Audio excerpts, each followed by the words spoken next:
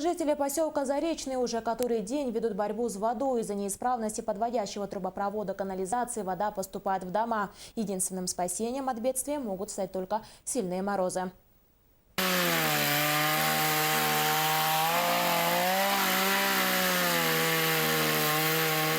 Такой резьбой по льду, правда, совсем не художественной. Жителям домов по улице Кузьмина приходится заниматься уже вторую неделю.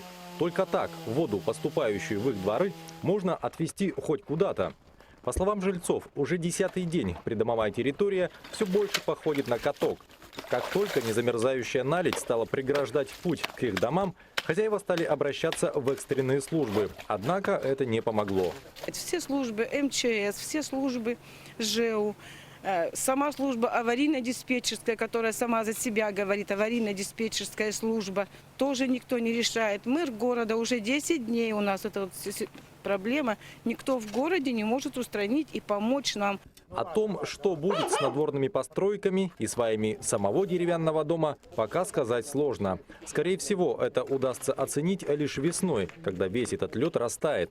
А пока жильцы ежедневно вынуждены обороняться от наступающей воды.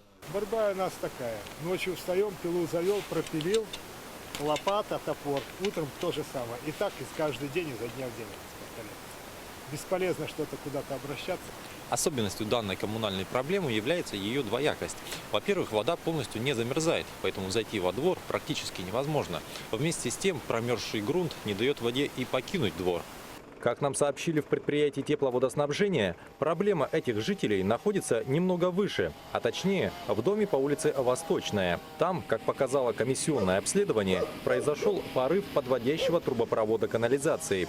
Этот участок трубы, согласно договору на предоставление коммунальных ресурсов, обязан ремонтировать сам хозяин дома. И ремонтные службы самостоятельно не имеют права вести там каких-то работ. 4 января жильцы дома по улице Восточная все же устранили проблему. Это подтвердили и специалисты ПТВС. Поэтому сейчас хозяевам домов по улице Кузьмина остается только ждать сильных морозов, а затем самостоятельно очищать дворы ото льда.